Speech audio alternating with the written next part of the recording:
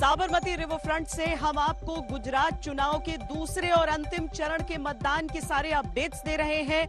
आखिरी आधे घंटे की वोटिंग जारी है। आखिरी आधे घंटे की वोटिंग जारी है। 3 बजे तक हमने आपको बताया था 50% से कुछ अधिक औसत मतदान, और जो लगभग 4 बजे तक जो आप जानकारी दे रहे हैं कि औसतन 55% के आसपास की वोटिंग हुई है।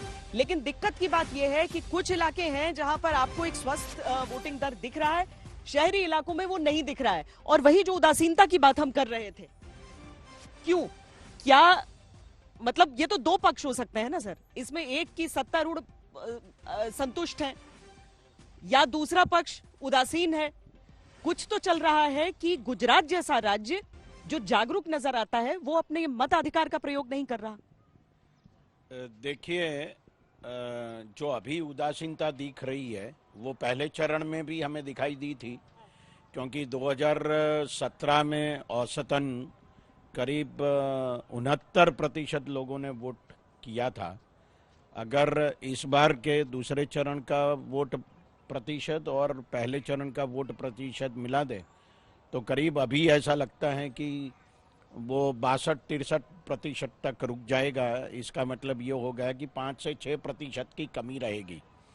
ये अगर कमी रहती है तो इसका मतलब ये है कि गुजरात में जो ऐसा कहा जाता है कि शिक्षित वर्ग है, वो शिक्षित है, लेकिन समझदार कितना है वो एक अलग बात है।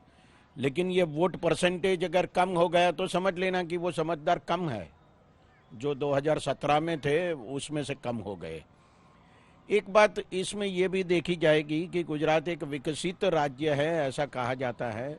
वाइब्रेंट गुजरात की काफ़ी समिट्स यहाँ हुई और काफ़ी पूंजी निवेश आ रहा है, हुआ भी।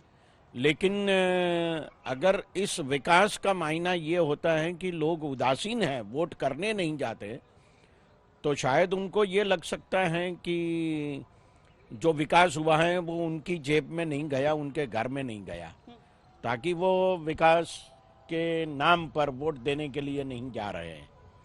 और तीसरी बात मुझे ये भी लगती है कि उनको लगता है शायद कि ये यही चलने वाला है, हम क्यों वोट करने के लिए जाए, हम क्यों अपने मताधिकार का प्रयोग करें। तो ये 3 सारी बातें हैं, विकास से लेके उदासीनता तक। और जितना भी वोट परसेंटेज कम होता है उसमें फायदा किसको होगा वो तो जो नतीजे आएंगे वही बताएंगे जी। लेकिन एक बात निश्चित है कि अगर शहरों में ये वोटिंग परसेंटेज कम हो रहा है, इसका मतलब तो यही होगा कि शहरों में जो कमिटेड वोट है बीजेपी के, वो उदासीन हो गए हैं और वो नहीं जा रहे हैं। कार्यकर्ता एक और बात मैं कहना चाहूंगा पार्टियों के जी बिल्कुल, भारतीय जनता पार्टी के लिए मैं इसलिए पार्टियों के मैं पूछ रही हूँ कि जो ग्राउंड पर जो एक्साइटमेंट, एक जैसे 2017 के चुनावों को हमने देखा, कांग्रेस का तो कल्चर ही ऐसा है कि मतलब उनके पास ना तो ऐसी डिसिप्लिन्ड कैडर है कि जो मतदान के दिन अपने कमिटेड वोटर्स को बूथ तक ले जाने के लिए खड़ी रहेगी।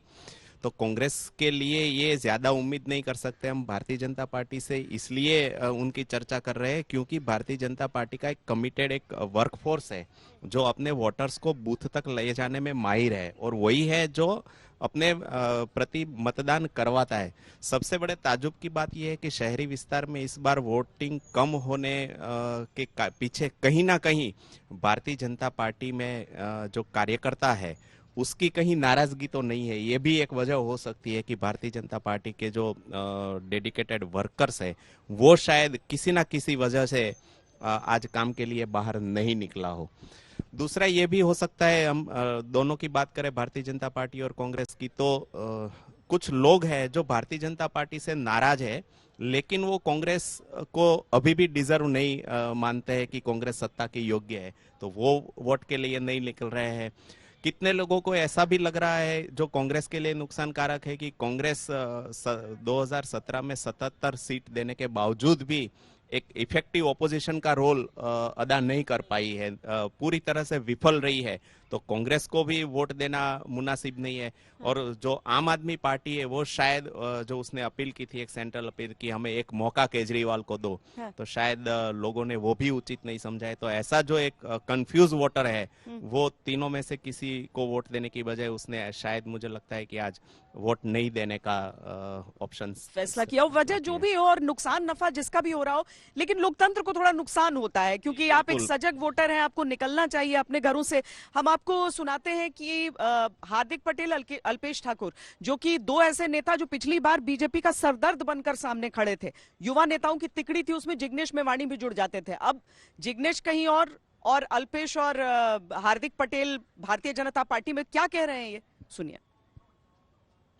यहाँ विकास की बात करें तो जिला बनाना है अपनी तहसील को। कुछ गांव ऐसे जहाँ पर भौगोलिक स्थिति ऐसी है जिसके कारण पानी नहीं पहुँच रहा है, वहाँ पानी पहुँचाना है। तो निश्चित रूप से बिरम गांव के लोग विकास को और मजबूत करने के लिए वोट डाल रहे हैं। और गुजरात के लोग सुरक्षा और सलामती जिस तरह से भारतीय जनता पार्टी ने गुजरात में कायम की है, उस पर वोट डाल रहे हैं। कौन से एंटी इनकम्बेंसी जो काम किया, हेल्थ सेवा का, जो एजुकेशन सेवा का, जो सड़कें अच्छी की, जो लोगों को प्रोटेक्शन दिया, हर लोगों के खेत तक पानी पहुंचाया, क्या विकास का मुद्दा वो एंटी इनकम्बेंसी है?